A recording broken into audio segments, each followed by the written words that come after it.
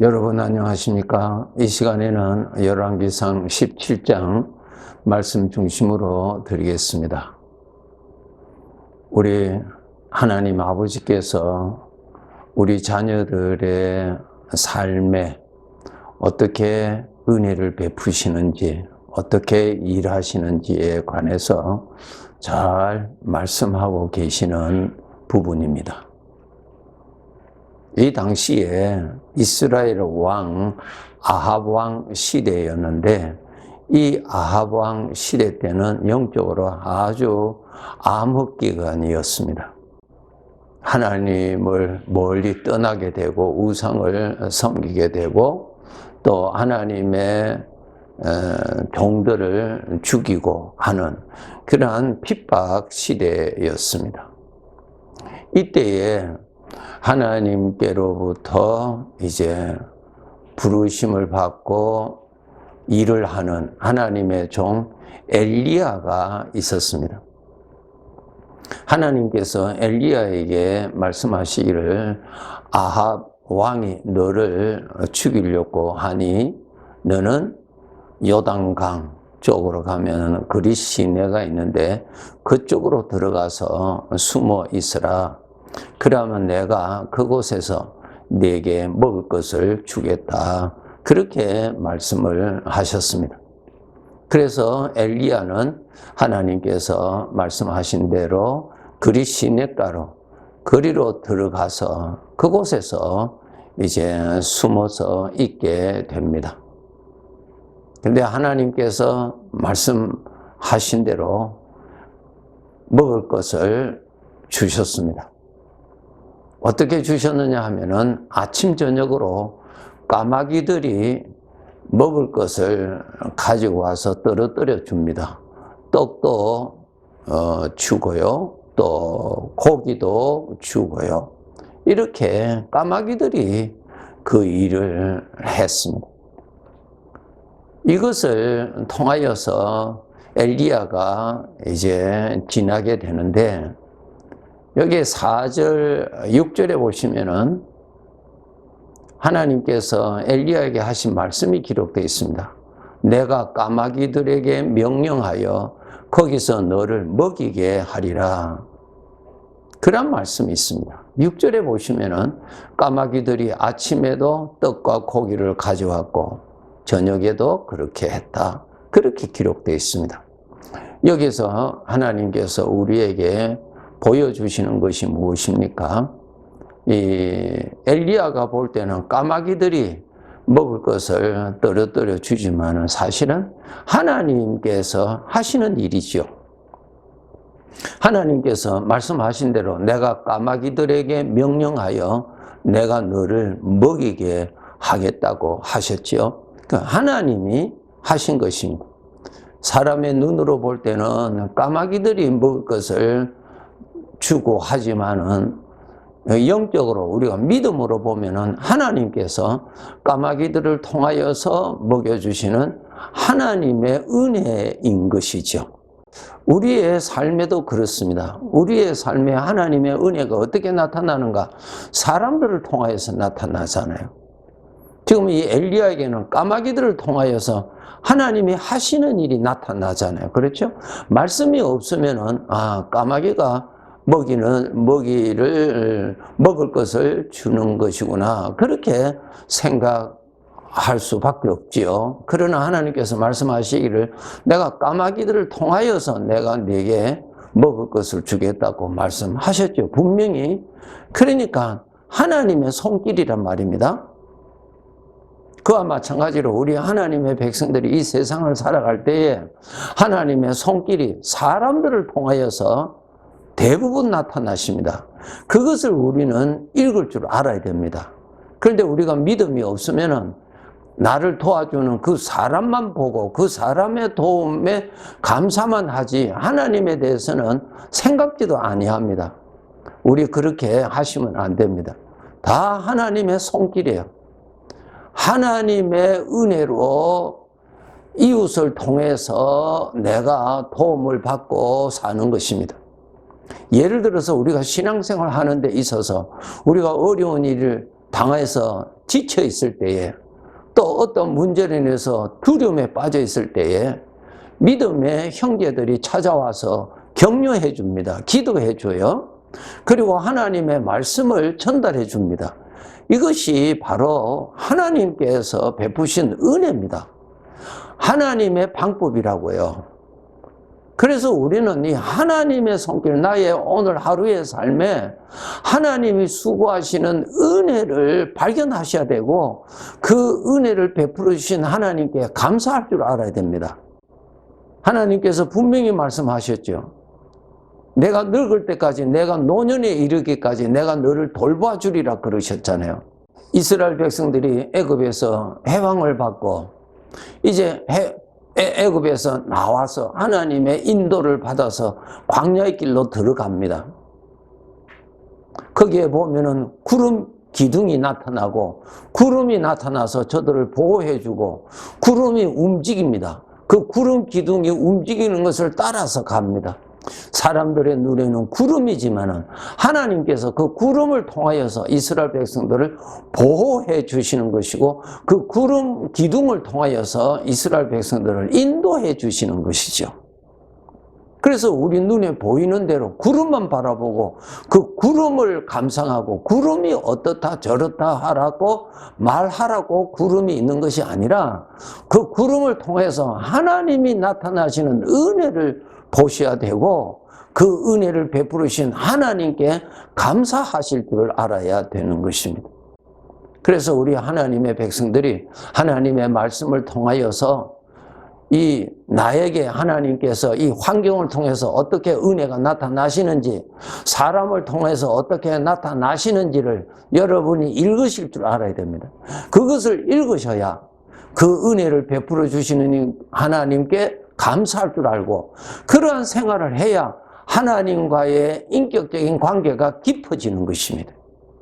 살아계신 하나님과 가까워지는 것입니다. 하나님을 읽을 줄 모르는데 어떻게 하나님과의 인격적인 관계가 깊어지겠습니까? 그러니까 항상 하나님이 베풀어 주시는 은혜, 간접적인 방법을 통하여서 하나님의 손길이 나타나시는 것을 깨달으시고 감사하실 줄 알아야 됩니다. 아주 중요합니다. 우리가 늘 반복하는 이러한 생활에서 하나님의 베풀어 주시는 손길을 정말 여러분 발견하셔야 됩니다. 하나님께서 이스라엘 백성들에게 말씀하시기를, 네가 광야 40년을 지날 동안 나는 네게 부족함이 없었다고 말씀하셨어요. 부족함이 없었다는 것은 저들의 삶에 하나님의 은혜가 항상 계셨다는 것입니다. 그런데 이스라엘 백성들은 그것을 읽을 줄 몰랐다는 것이죠. 오늘날 우리 백성들도 그렇습니다. 하나님께서 분명히 말씀하셨죠. 다윗을 통해서 고백하기를, 여호와는 나의 목자시니 내게 부족함이 없다 그랬어요. 나의 목자라 말입니다. 오늘 또 나의 목자라 말입니다.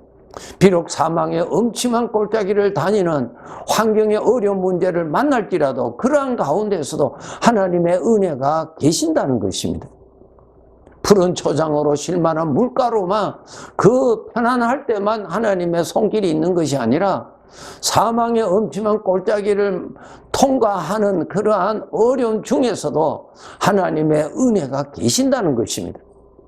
그래서 우리 하나님의 백성들이 믿음의 눈이 밝아서 참 하나님의 손길이 이렇게 나타나시는 것이구나 라는 것을 깨달으셔야 됩니다. 하나님께서 엘리야에게 9절에 보시면은, 너는 일어나 시돈에 속한 사르밧으로 가서 거기 머물라. 내가 그곳 과부에게 명령하여 네게 음식을 주게 하였느니라. 조금 전에는 하나님께서 까마귀들을 통해서 먹을 것을 주셨죠. 이제는 그 사르밧에 살고 있는 한 과부를 통해서 내가 네게 음식을 주겠다고 말씀하십니다. 그래서 엘리야가 그 사르밧 성 안으로 들어갔습니다. 들어가니까 한 여인이 아들과 함께 나뭇가지를 줍고 있었습니다.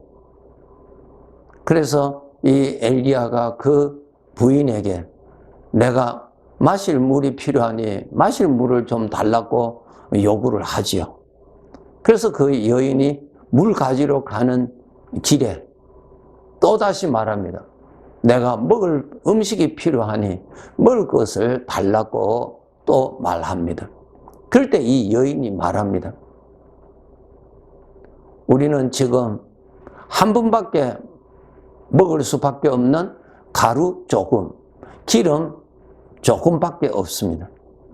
그거 가지고 한 번 만들어서 내 아이와 함께 먹고 그 다음은 이제 먹을 것이 없어서 굶주려야 하는 사정을 말합니다.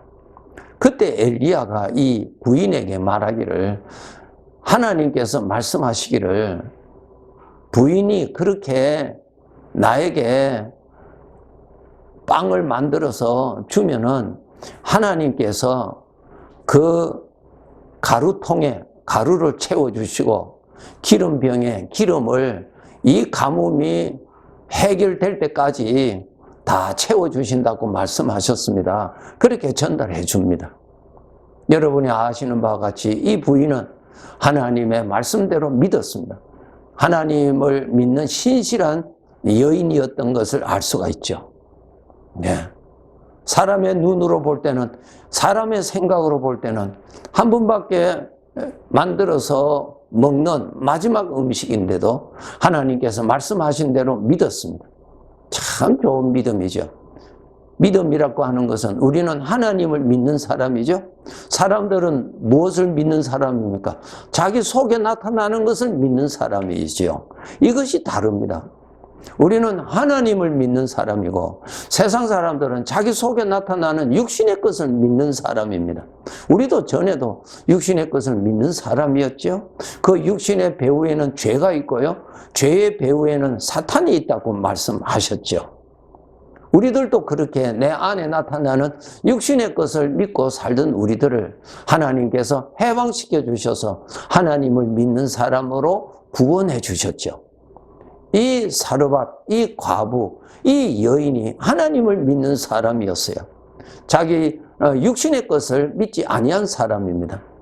그렇게 해서 그 부인은 그렇게 엘리야를 대접을 해드렸더니 성경에 기록된 것을 보면은 하나님께서 말씀하신 대로 그 여인의 집에 가루통에 가루가 마르지 아니하도록, 기름병에 기름이 마르지 아니하도록 항상 하나님께서 채워주셨다고 기록되어 있습니다. 여기에서 나타나는 믿음이라고 하는 것은 아주 중요합니다. 믿음은 하나님의 선물입니다. 믿음은 하나님으로부터 오는 것입니다. 하나님께서 오늘날 우리들의 삶에 어려울 때 하나님이 어떻게 도와주시는 줄 아세요?